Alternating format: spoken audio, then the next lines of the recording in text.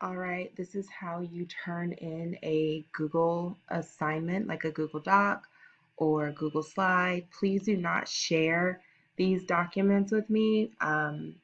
Just consider that if you share it and then five more people share it, that really clogs up my inbox.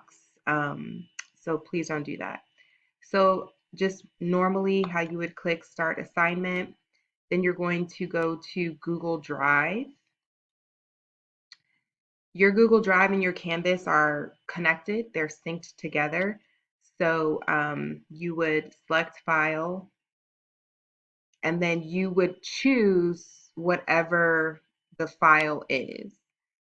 Just for these purposes, I'm going to just select one, but you would choose whatever the correct file would be for you.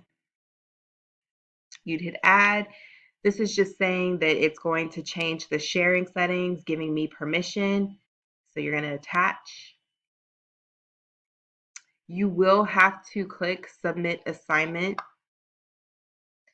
and then you will probably get a message basically saying that it's processing your submission. Just hit OK. And there you have it. It's been submitted.